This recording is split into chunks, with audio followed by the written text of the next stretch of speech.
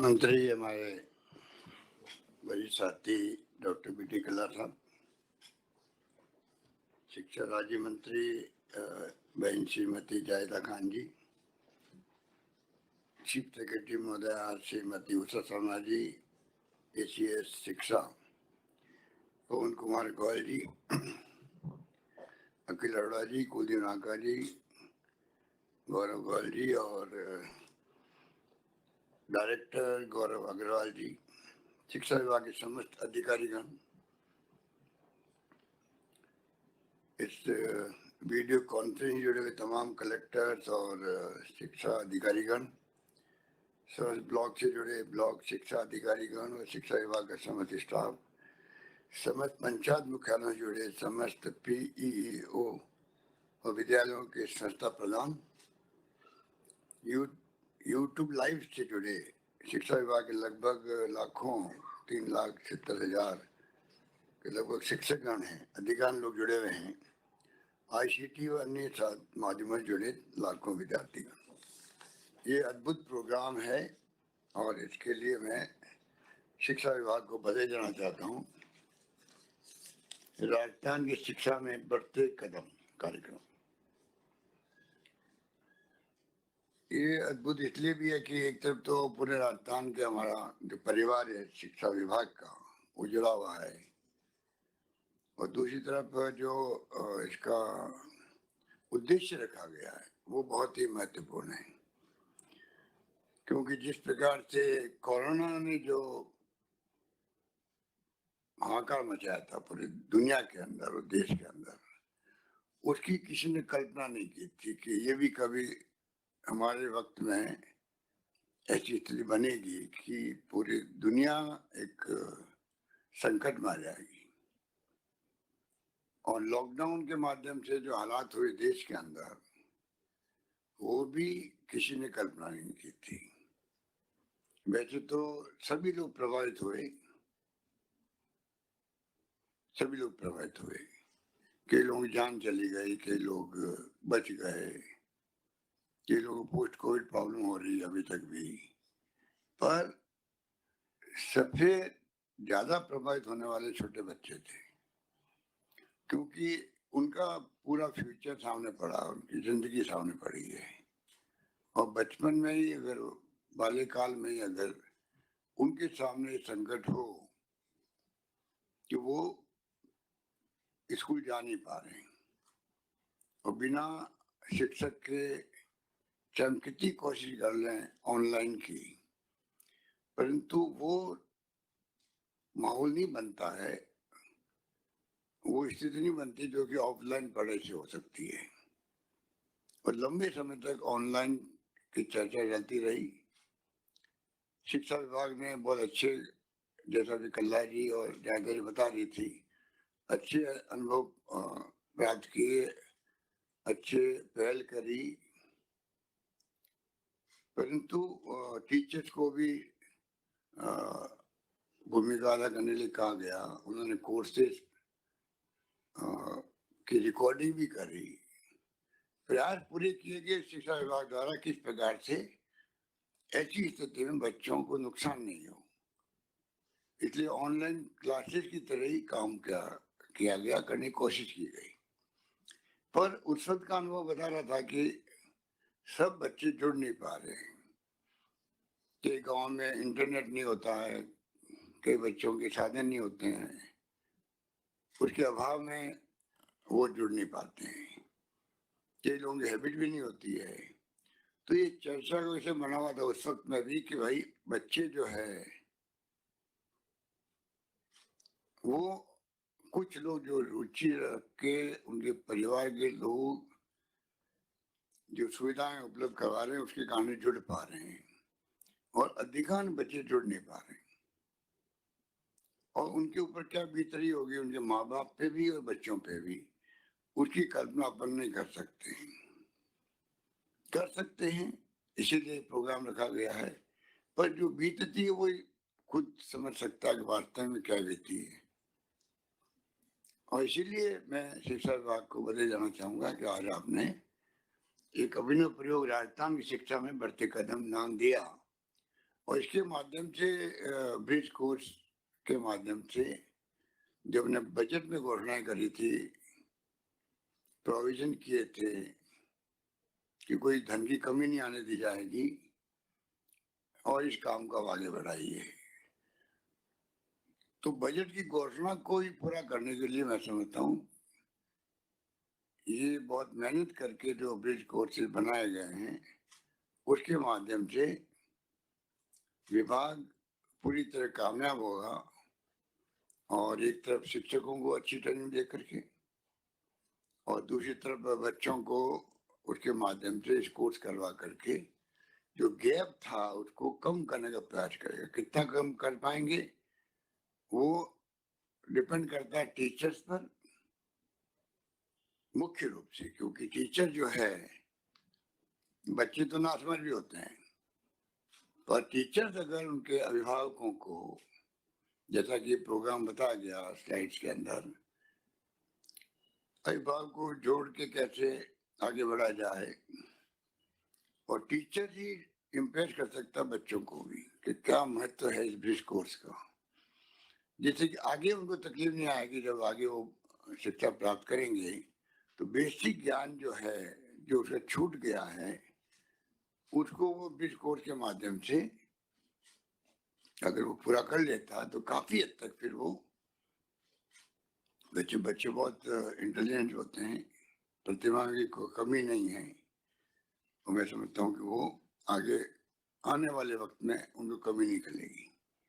एक मैं स्लाइड देख रहा था जिसमें ये था कि मिस्टर गोयल बता रहे थे कि जो बच्चों की शिक्षा होगी ब्रिज कोर्स के माध्यम से, उसके बाद में उनका टैलेंट देख के ग्रुप बनाए जाएंगे और फिर उनको शिक्षित किया जाएगा।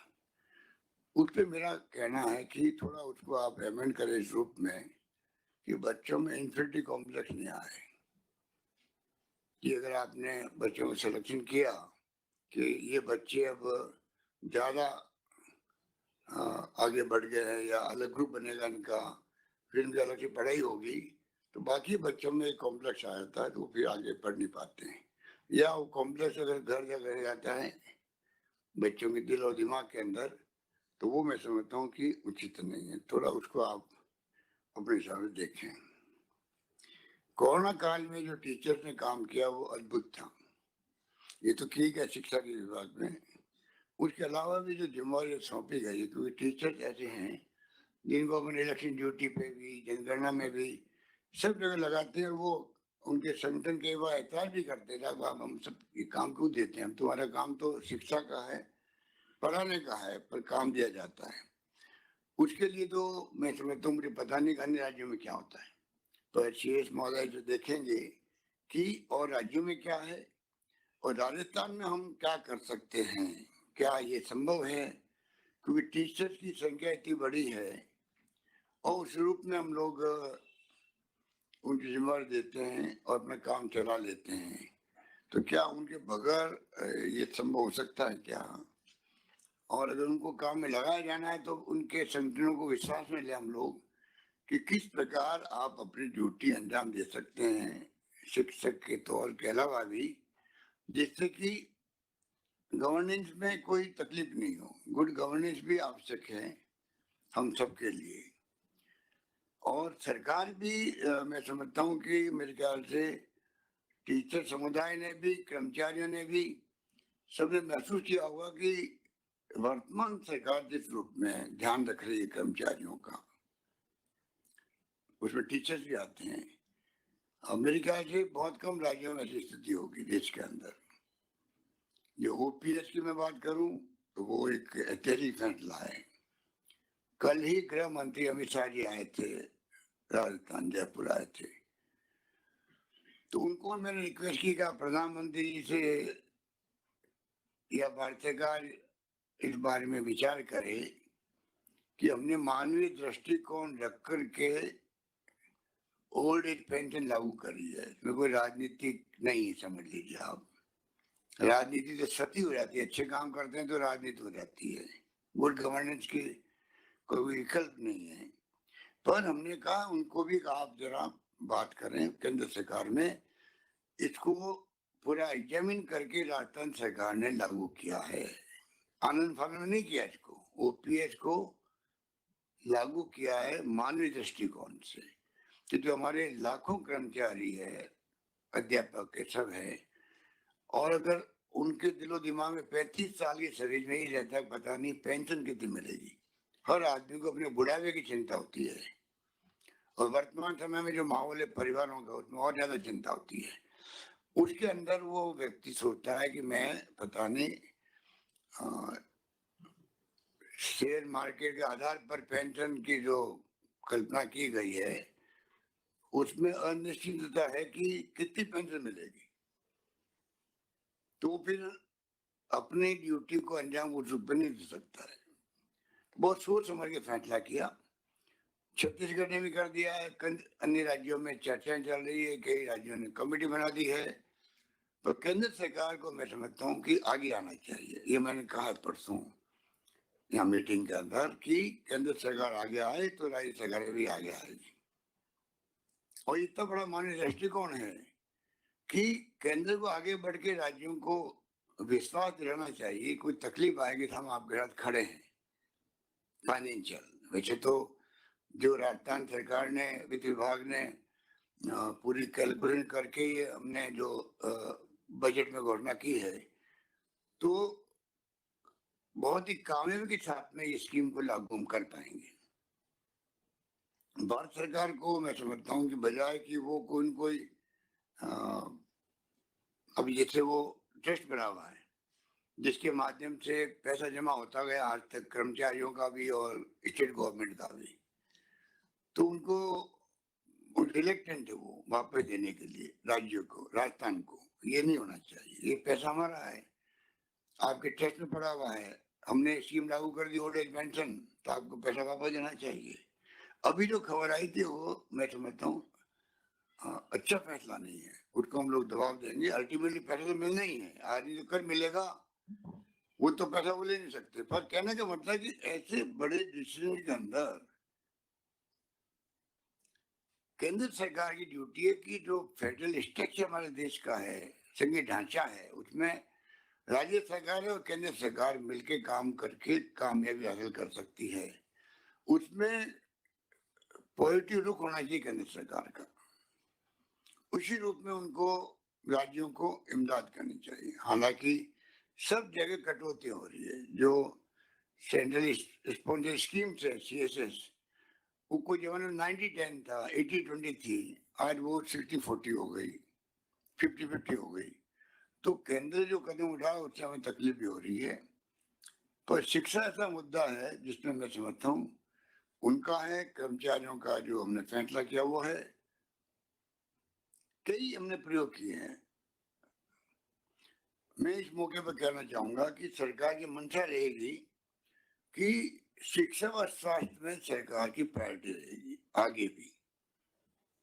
शिक्षा और स्वास्थ्य दो क्षेत्र ऐसे हैं जिसमें अगर नींव अच्छी होगी, मजबूत बनेगी, तो मानव संसाधन जो है वो हमारा प्रदेश का प्रतिभावान बनेगा, अनुभवी बनेगा, और प्रदेश के लिए कुछ भी करने के लिए तत्पर रहेगा और कामयाब होगा। जरूरी है कि हमने जो नवाचार किया है, आज पूरे देश के अंदर एकमात्र राजस्थान राज्य जहाँ पर पूरी तरह मेडिकल सर्विसेज 99.9% बल्कि 100% पूरी तरह फ्री है। आईपीडी ओपीडी फ्री है, सारे टेस्ट फ्री है, एमआरआई सीटी स्कैन फ्री है, liver transplant, kidney transplant free है। कहने का मतलब कि सब कुछ फ्री कर दिया, 10 लाख तक का बीमा कर दिया, एक्सीडेंट का बीमा साथ जोड़ दिया 5 लाख का उसके अंदर। ये तमाम बातें जो आज समुदाय बैठा मेरे सामने है, उन सबसे मैं मानवीय अपील करना चाहूंगा कि हमारी ड्यूटी या रेस्पॉन्सिबिलिटी बनती है समाज की भी कि कैसे हम इनका लाभ जो है जिसको मिलना चाहिए उस तक बात पहुंचाएं।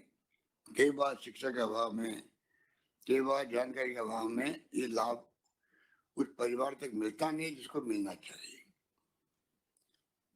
टीचर समुदाय और शिक्षा विभाग के कर्मचारी अधिकारी स्टूडेंट्स मिलकर के बहुत बड़ी भूमिका अदा कर सकते हैं। जो फ्लैगशिप प्रोग्राम है सरकार के, जो सीधा हिट करते हैं परिवार को उसके लाभ के लिए, वहां तक हमारी स्कीमें पहुंचे, उसमें बहुत बड़ी भूमिका अदा कर सकते हैं। खाली विज्ञापन से और प्रचार से काम नहीं चलता है, फिजिकली हम कैसे उनको बता सकते हैं। ये मैं समझता हूँ कि आप लोग इस दिशा में भी आगे बढ़ेंगे, जैसे कोरोना काल में काम किया पूरे प्रदेशवासियों ने। हमने आह्वान किया था धर्म गुरुओं को भी, एक्टिविस्ट को भी, एनजीओ को भी, और तमाम आम जनता को भी, कर्मचारियों को भी। मैं समझता हूँ कि सबने एक दूसरे की इमदाद करी, भाई कोई भूखा नहीं सोना चाहिए, तो सबने वो करके दिखा दिया। तो अगर हम लोग तय कर लें, उसके बाद में मैं समझता हूँ कि कोई कमी नहीं आती है, हम लोग कामयाब होकर रहते हैं। ये दक्षता और ये योग्यता, ये कैपेसिटी हमारे प्रदेशवासियों में भी है और उसमें हम सभी आते हैं। तो मेरा मानना है कि जब मैं पहली बार मुख्यमंत्री था 22 साल पहले, तब करीब 38% भी नहीं, 38% लगभग शिक्षा थी। और हम लोगों ने एक प्रयोग किया, बहुत चिंता व्यक्त कर रहे थे, मुझे एक्चुअली पूरा फिगर याद नहीं है, 38 तो थी शिक्षा कुल, पर अगर गर्ल्स की एजुकेशन देखे तो और कम थी, और शेड्यूल कास्ट की गर्ल्स की देखे तो और कम थी। आप तो उस वक्त भी मंत्री थे मेरे साथ, कल्ला जी, तो बहुत चिंता लगी होती थी। हमने एक प्रयोग किया, राजस्थान के स्वर्ण जयंती वर्ष था उस वक्त में, 50 साल हुए थे, तो राजीव गांधी के नाम से राजीव गांधी स्वर्ण जयंती पाठशाला, और एक नया प्रयोग किया कि जिस गांव में ढाणी में भी जहाँ टीचर मिल जाए, पढ़ा लिखा स्टूडेंट मिल जाए, उसको टीचर बना दो। डॉक्टर सीपी जोशी हमारे मंत्री थे, 15 राज्य के मंत्री भी थे, फर्स्ट टाइम की बात है। 23,000 हमने राजीव गांधी स्वर्ण जयंती पाठशाला खोली, 23,000 गांव में ढाणे तक में खोल दी। प्रयोग ऐसा था कि जिसके कारण से गांव में जो ढाणी बैठा बच्चा स्कूल जाता ही नहीं था, वो भी जाने लग गया। वो गांव में स्कूल मतलब एक टीचर जो है वो अपनी ढाणी पढ़ाए बच्चों को, और सरकारी टीचर के रूप में काम करे, एक नया प्रयोग था। और मैं समझता हूँ कि उसके बाद में जो परसेंटेज बढ़ी है, फिर उन्होंने एक प्रोग्राम चला शिक्षा आपके द्वार, कि हर घर घर में जाके टीचर छुट्टी के अंदर वो जाके घर घर में पता करेगा, कोई भी घर का परिवार का बच्चा, बालक बालिका शिक्षा से वंचित तो नहीं है। ये अभियान चला है पूरे प्रदेश के अंदर। उसका उससे क्या हुआ, एक तो बच्चों का नामांकन बहुत अधिक बढ़ गया, कुछ ड्रॉप आउट होते हैं बच्चे, वो ड्रॉप आउट होना कम हो गए। तो एक ऐसा प्रयोग था जो बाद में सरकार बदल जाती तो कई बार नए फैसले हो जाते हैं, वो अलग बात है, परंतु वो प्रयोग मैं समझता हूँ कि गांव और ढाणी तक में एक माहौल बनाना पढ़ाई का बहुत बड़ी बात थी। तो ये जो आज आप प्रोग्राम करे, राजस्थान शिक्षा में बढ़ते कदम, ये तो एक गैप पूरा कर रहा आप लोग, पर उसमें तो बच्चे पढ़ाई नहीं करते थे, रुचि नहीं थी बच्चों की शिक्षा की तरफ, माहौल ही नहीं था, इसीलिए बहुत कम परसेंटेज में बच्चे शिक्षित थे। तो वो एक अलग प्रयोग था, ये एक अलग प्रयोग है। मैं उम्मीद करता हूँ कि ये प्रयोग बहुत कामयाब होगा। अब राजस्थान में भी अच्छी परसेंटेज में बच्चे स्कूल जाते हैं, ड्रॉप आउट की समस्या भी धीरे धीरे, अब हमने जो नए फैसले किए हैं, प्राइमरी की मिडिल से सेकेंडरी या मिडिल से सीधा, कुछ स्कूलों को तो हायर सेकेंडरी कर दिया गर्ल्स की, तो और सारी जितनी सेकेंडरी स्कूल है उन सबको हायर सेकेंडरी कर दिया। तो अब जो डिस्टेंस है गाँव में स्कूल के, वो बहुत कम हो जाएगी, और छूट दे दी शिक्षा विभाग को प्राइमरी स्कूल खोलने की, छूट दी हुई ना, जो मर्ज हो गई उनको खोलने की इजाजत, कोई कमी आएगी नहीं। जो आप लोग तय करोगे, टीचर तय करेगा। शिक्षा का जो मैं बोल रहा हूँ कि स्वास्थ्य सेवाओं की तरह आज स्वास्थ्य सेवाओं में देश में राजस्थान नंबर 1 पे आ गया है। स्वास्थ्य सेवा में भारत सरकार के आंकड़े अभी आए थे, पता नहीं वो कौन सा सर्वे था, नेशनल फैमिली हेल्थ सर्वे सर्वे, उसके अंदर 82% ऐसे कुछ आए थे। तो उसमें भी हम एक नंबर 1 पे आ गए हैं भारत सरकार के सर्वे में। और वैसे हम लोग जैसे इसमें आए हैं उसी रूप में चाहेंगे कि शिक्षा के अंदर भी आए, और आने की संभावना है, क्योंकि हमने जो फैसले किए, टीचर्स को लेके फैसले किए, इनकी समस्याओं को लेके फैसले किए हैं। तो एक तरफ तो टीचर की समस्या हल हो रही है, और दूसरी तरफ हमारे जितने साथी हैं, स्टाफ के हों या कोई हो, जिनके जो हमें दिया गया समस्या भी आपके मुझे बताया गया कि राजस्थान शिक्षा अधीनस्थ एवं राज्य सेवा नियम 2021 बनाए गए हैं, सेवा नियम 70 को और 71 को मिला करके। उसमें जो सहायक शिक्षकों के, पुस्तकालय अध्यक्षों के, प्रयोगशाला सहायकों के, सबके जो प्रमोशन के मार्ग प्रशस्त हो रहे हैं, और लगभग 1100 विद्यालयों में उप प्रधानाचार्य का पद जो है वो भी शिक्षा का प्रबंधन तंत्र मजबूत करने वाला होगा साबित। और जो प्रधानाचार्य है उनकी पदोन्नति के भी जो बाधाएं आ रही थी, उन वर्गों को भी जो फैसले किए गए उससे उनका असंतोष दूर भी होगा। करीब 50,000 से अधिक व्याख्यात इस लाभान्वित होंगे। इसी प्रकार जो फिजिकल टीचर्स हैं उनकी पदोन्नति का मार्ग भी सुगम होने से खेलकूद को और शारीरिक शिक्षा को बढ़ावा मिलेगा। इससे शारीरिक शिक्षक संवर्ग के 10,000 से अधिक कार्मिक लाभान्वित होंगे। इसके अलावा भर्ती भी हम लोगों ने करी है, भर्ती भी कर रहे हैं, अलग से भर्ती कर रहे हैं। कंप्यूटर के जो अनुदेशक है उनकी भी कर रहे हैं, और फिजिकल का भी कर रहे हैं, और 10,000 टीचर तो इंग्लिश के लगा रहे हैं। ये इंग्लिश स्कूल का जो कंसेप्ट है, इस मुबारक मौके पर मैं कहना चाहूंगा तमाम हमारे साथियों को, इसको आप इस रूप में समझें। मैं कोई इंग्लिश का पक्षधर भी रहा हूँ बचपन से। मैं बार बार कहता हूँ कि मैं तो खिलाफ था इंग्लिश के बचपन में, इसलिए इंग्लिश सीख नहीं पाए, क्योंकि उस वक्त में भी यही था। अभी अमित शाह जी बोले थे अभी 1 महीना पहले, हिंदी को लेके कोई कमेंट कर दिया तो दक्षिण के राज्यों में उबाल आ गया था। अभी 1 महीना पहले की बात थी, हमारे गृह मंत्री बोले तब। तो हम लोग बचपन में देखते थे कि दक्षिण के अंदर कोई हिंदी का बोर्ड है तो जला दो उसको, और उत्तर के अंदर इंग्लिश के बोर्ड को पसंद नहीं करते थे। तो वो माहौल था उस जमाने के अंदर, हमारे बचपन के अंदर ही। तो मैं कोई पक्षधर नहीं रहा, पर समय के साथ साथ में पार्लियामेंट में गए, सब लोग देख रहे, तो देखा कि बिना इंग्लिश के काम नहीं चलता है। और अब जो 21st सेंचुरी, मोबाइल, कंप्यूटर का युग, राजीव गांधी का सपना जो था वो पूरा हुआ। सब कुछ आज हाईटेक है, और नौकरी जो है जिनके आईटी के क्षेत्र में बड़े हुए हैं, इंग्लिश जानते हैं, नौकरियों और उनकी सैलरी पैकेज कोई अंत ही नहीं है। कोई 1 करोड़ 50 लाख, 25 लाख, 2 करोड़, पता नहीं क्या क्या है। तो हमने जो ये तय किया है, हमें 2 जो शिक्षा मंत्री थे उस वक्त में फैसला हुआ। पर आप सोचिएगा कि मुझे एक अधिकारी ने कहा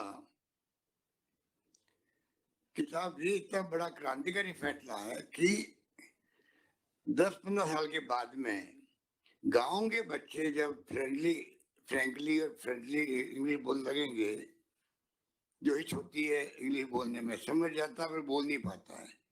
बचपन से ही अगर वो मान लो थोड़ा बहुत अभी कमी भी होगी स्कूल के अंदर, टीचर भी वैसे नहीं मिल रहे होंगे, क्योंकि टीचर खुद भी वो इंग्लिश के एक्सपर्ट टीचर नहीं होंगे। धीरे धीरे संख्या बढ़ेगी, 10,000 टीचर हम लोग भर्ती कर रहे हैं।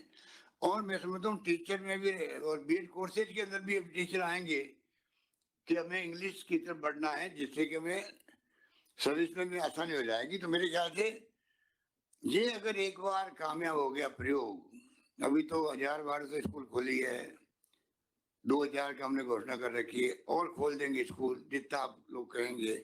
हिंदी का महत्व हमें 1% भी कम नहीं करना है, वो तो रहेगा ही रहेगा। कुछ थोड़ा बहुत कभी कभी विवाद आता है अखबारों के अंदर, पर मुख्य रूप से है कि हमें उसके साथ साथ में आज प्राइवेट स्कूल है इंग्लिश वाली, वहाँ जानते हैं कितना फीस लगती है। गरीब आदमी, मध्यम परिवार का आदमी उसको अफोर्ड नहीं करवाता है। हम चाहते हैं कि ये स्कूलें खुली है सरकारी, इसमें लॉटरी खोलनी पड़ रही थी, इसमें संख्या बढ़ती जा रही है बच्चों के लिए। लॉटरी खोलने की नौबत तो नहीं आए, जो जाना चाहे स्कूल के अंदर, चाहे नई स्कूल खोलनी पड़ेगी वो खोलेंगे, पर जो इंग्लिश स्कूल में जाना चाहता है वहाँ स्कूल और कैसे प्रबंधन करें उस दिशा में डीईओ को और मैं समझता हूँ अन्य अधिकारियों को अभी सही देखना चाहिए कि वो सर्वे करे अपने क्षेत्र के अंदर। इसमें ये हमारी टॉप प्रायोरिटी पर है कि किस प्रकार से इंग्लिश स्कूल कहीं गांव वाले मांगे तो ये निराश नहीं हो। हाँ, बच्चे मिलने चाहिए वहां पढ़ने वाले, होना जरूरी है। और 10-15 साल के बाद में हमारे यहाँ के राजस्थान के बच्चे इतने होशियार हो जाएंगे, देश के अंदर अन्य राज्यों के मुकाबले में कंपटीशन के अंदर हर जगह है, चाहे वो यूपीएससी का है, चाहे लोकल सर्विस कमीशन का हो, चाहे कोई भी सर्विस, आईटी हो, प्राइवेट सेक्टर हो, मेरे ख्याल से बहुत बड़ा जम मिलेगा उनको। उनका फ्यूचर के लिए बनाना बहुत आवश्यक है। इस रूप में इंग्लिश स्कूलों को मैंने प्रायोरिटी देना शुरू किया है और मैं उम्मीद करता हूँ कि आप लोग भी इसमें इस बात को, जो मेरी भावना है उसको आप समझ करके इसको आप आगे बढ़ाएंगे, ये मैं आपसे उम्मीद करता हूँ कि इसमें कोई कमी नहीं आएगी और हम सब मिलके इसमें बहुत ही आगे बढ़ के कामयाब भी होंगे, मेरा मानना है। बाकी बातें हमारे कल्ला जी ने कह दी, मैं जितने कहना चाहूंगा राजस्थान में अब आपके वो माहौल नहीं जो अकाल सूखा ही पड़ता रहता खाली, और उसी में हमारे बार बार अकाल पड़ते थे और पूरा टाइम गवर्नेंस का भी आता था कि गांव गांव में काम खोलो, अकाल रात के काम खुला नहीं खुला के शिकायत आती रहती थी। पीने का पानी मनुष्यों के लिए और पशुओं के लिए भी इंतजाम करो, चारे का प्रबंधन नहीं तो बाहर से मंगाओ, बहुत तकलीफ होती थी, वो मैंने देखा है। अब वो स्थिति जब से यूपी गवर्नमेंट ने और ये डॉक्टर मनमोहन सिंह जी, सोनिया गांधी जी ने महात्मा गांधी नरेगा का जो प्रयोग किया है, 100 दिन का रोजगार की गारंटी कानून बना के पार्लियामेंट में दी गई है।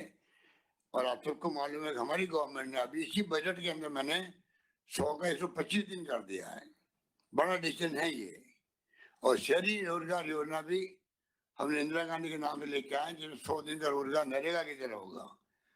वो कंट्री में 21 राज्यों में छोटा मोटा है, बड़े रूप में हमने किया है। तो बड़े बड़े काम राजस्थान में होने लग गए हैं। प्राइवेट सेक्टर में अलाउ कर दिया है शिक्षा के लिए। जब पहला 98 में हम लोग सरकार में आए थे, पहली बार राजस्थान में हमने private medical, private engineering, private nursing, सब तरह की कॉलेज को अलाउ किया है। आज हमारे बच्चे जो है पहले जाते थे बेंगलोर या पुणे या मुंबई, माँ बाप चिंतित होते थे, लड़कियों को भेज नहीं पाते थे। अब हमारे यहाँ स्कूल कॉलेज खुलने लग गए। अब राजस्थान में सभी प्रतिष्ठित संस्थाएं जो है देश की, IIT, IIM, IIIT, AIIMS, NIFT, सारी संस्थाएं राजस्थान में आ चुकी है। कॉलेज हमने अभी 211 कॉलेज खोली 2-3 साल के अंदर। 70 साल में खुली है 250 कॉलेज राजस्थान के अंदर। हमने अभी खोल दिया 211 कॉलेज खोल दिए, उसमें 90 कॉलेज करीब गर्ल्स की है। तो आप सोच सकते हैं। और ये भी हमने कहा 500 लड़के ना पढ़ेगी स्कूल के अंदर, उस स्कूल को हम कॉलेज में कन्वर्ट कर देंगे। ये एक बहुत ही बड़ा फैसला है। तो हमारी तरफ से मैं समझता हूँ कोचिंग क्लासेज के लिए भी बजट में घोषणा की, जो लोग अफोर्ड नहीं कर सकते उनके लिए, जो प्रतिभावान बच्चे उनको कोचिंग भी सरकार करवा रही है, हजारों बच्चों को। 200 बच्चों को विदेश भेज रहे हम लोग हमारे खर्चों पर। ये टीचर समुदाय, मैं समझता हूँ कि वो समुदाय है जो कि समाज की दिशा को मोड़ सकता है, क्योंकि वो उड़ता बैठता है समाज के अंदर, गांव के अंदर, हथाई के अंदर बैठता है, गांव में, शहरों में। उसका जो ऑरा होता है वो इंटेलेक्चुअल के हाथ होता है, वो बच्चों को गाइड कर सकते हैं। हम लोग आप जो चाहे राजनीति में काम करके यहाँ बैठे हुए हैं या आप लोग सर्विस में हैं, हम सबकी रेस्पॉन्सिबिलिटी खाली नौकरी में पैसे सैलरी तक नहीं होती है। हमारी एक प्रकार से रेस्पॉन्सिबिलिटी है कि हम कैसे देश और प्रदेश की सेवा करें हर रूप में जहां हमारा बस चले। Knowledge is power.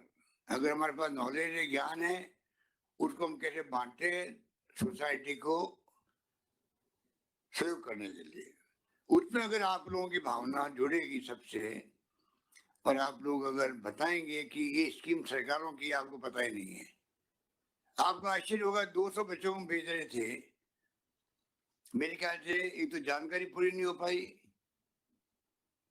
दूसरा उसमें कुछ कमियां भी थी स्कीम में। तो पिछली बार हमने भेजना शुरू किया, मेरे ख्याल से कोई गए बच्चे, कितने गए थे? लगभग 40 सैंक्शंस निकल चुके। 40 बच्चे गए विदेश के अंदर पढ़ने के लिए, पूरा खर्चा सरकार दे रही, स्टेट गवर्नमेंट दे रही है। 40 बच्चे गए, 200 का कोटा था तो 40 ही गए, क्योंकि उसमें कुछ कमी थी। अब मैं समझता हूँ कि हमारे फाइनेंस सेक्रेटरी ने पूरा उसको वापस रिऑर्गेनाइज करवाया है। अब जो कमियां दूर कर दी गई है, कोर्सेज ले लिया हम लोगों ने, सब कंट्री को ले लिया, करीब करीब सभी कंट्रीज में। अब आपके 200 बच्चे यहाँ पर जो अफोर्ड नहीं कर सकते खुद, वो स्टेट गवर्नमेंट के खर्चों से दुनिया में पढ़ने जाएंगे, आप सोच सकते हो। तो ये तो कुछ बातें मैं बता रहा हूँ आपको, तो आप कृपा करके, आपको मैं कहना चाहूंगा कि आप अपने जीवन के अनुभवों को शेयर करें स्टेट गवर्नमेंट से भी। टीचर होता है, गांव में बैठता है, नए नए प्रयोग होते हैं, नई नई पहल होती है, अपने अनुभवों को शेयर करें शिक्षा विभाग से। कल्याण जी को मैं कहना चाहूंगा, आप अलग से ऐसा कोई बनाए वहाँ पे प्रकोष्ठ, जो कि, क्योंकि आज के जमाना है, पब्लिक क्या चाहती है, हम कितने कुछ कर लें, पब्लिक क्या सोचती है, उस ढंग से हम फैसला करते हैं तो ज्यादा वो एक्सेप्ट करते हैं। तो आप लोग एक ऐसा प्रकोष्ठ बना लें जिससे कि वहां पर टीचर्स, एजुकेशन विभाग का कोई व्यक्ति सुझाव देना चाहे तो प्रकोष्ठ उसको देखे। ऐसे सुझाव आएंगे जैसे कि मतलब आप सोच नहीं सकते, और उसको हम लेके आ जाए बना के शिक्षा विभाग में। अगली बार बजट के वक्त में आप अगर सुझाव देंगे फाइनेंस को, तो मैं समझता हूँ ज्यादा बेहतर है। बजट भी आजकल कई सरकार बनाती है तो पब्लिक को पूछती है कि पब्लिक क्या उनकी डिमांड है, क्या भावना है, उसके अकॉर्डिंग टू पब्लिक उसको सुझाव देती है, और पॉलिटिकल पार्टी बजट बनाती है, बजट सॉरी मैनिफेस्टो बनाती है। हमने घोषणा पत्र बनाया है, काफी उसमें ये प्रयोग किया। हरीश चौधरी थे उसके कन्वीनर, जो हमारे मंत्री थे, तो प्रयोग हुआ उसका, उस पर कई ऐसी स्कीम आई जो पहली बार आई है। तो ये स्थिति है कि अगर हम लोग पब्लिक को इन्वॉल्व कर लेंगे, और टीचर्स की मैं समझता हूँ बहुत बड़ी महत्वपूर्ण भूमिका है, हो सकती है, ये मेरा मानना है। इसलिए मैं लंबी बात नहीं कहता हुआ फिर मैं कहना चाहूंगा कि हमारी प्रायोरिटी, मैं अंत में फिर आपको कहना चाहूंगा, हमारी प्रायोरिटी हेल्थ के साथ साथ में अगले बजट के अंदर भी, जैसे मैंने कहा, युवाओं के लिए प्रायोरिटी रहेगी। युवाओं में स्टूडेंट भी आते हैं। अगला बजट जो है युवाओं को और छात्रों को समर्पित हो, उसमें शिक्षा विभाग अपना भी आता है, शिक्षा। तो हमारा जो सोच है कि चिकित्सा और स्वास्थ्य, चिकित्सा और ये शिक्षा, दो टॉप प्रायोरिटी में हम चलना चाहते हैं आगे भी, आने वाले वक्त के अंदर भी। उसके लिए ये सोच सुझाव आएंगे हमारे पास में, पब्लिक से आएंगे या एजुकेशन विभाग से आएंगे, टीचर से आएंगे, डॉक्टर से आएंगे, तो हम लोग मान रहे अभी भी तमाम ज्यादातर डॉक्टर्स और मेडिकल सर्विसेज के लोग बहुत खुश हैं कि पहली बार हर क्षेत्र में हम लोग जो उनको प्रायोरिटी दी है। कोरोना में भी काम अच्छा किया सबने मिलके, और हमने भी कोई कमी नहीं रखी है। आज मेडिकल कॉलेज खोल रही है राजस्थान के अंदर, 33 जिले हैं, 30 जगह मेडिकल कॉलेज खोल रही है, 30 जगह खोल रही है, हर जिले में कॉलेज खोल रही है। तो ये जो बड़े बड़े फैसले हैं, उससे हमारे स्टूडेंट जो है आज प्राइमरी सेकेंडरी हायर सेकेंडरी का, वही तो कल मेडिकल में जाएगा, वो इंजीनियरिंग में जाएगा। तो तमाम बातें जो है मैं समझता हूँ कि जो उसका नींव अच्छी बनेगी, बेसिक पढ़ाई उसकी ठीक होगी, आगे जो उसके सपने हैं, और जैसे मिस्टर कलाम ने कहा था कि सपना देखना सीखो, तो बच्चों को आप सपना देखना सिखाओ। ये मैं टीचर समुदाय से अपील करना चाहूंगा, उनको उनके कॉन्फिडेंस पैदा करवाओ उनके अंदर। आपकी भूमिका सदियों से सुनते हैं कि उस जमाने के अंदर भी किस प्रकार थे, गुरुकुल हुआ करते थे, तो आज भी गुरुजनों का सम्मान कम नहीं है।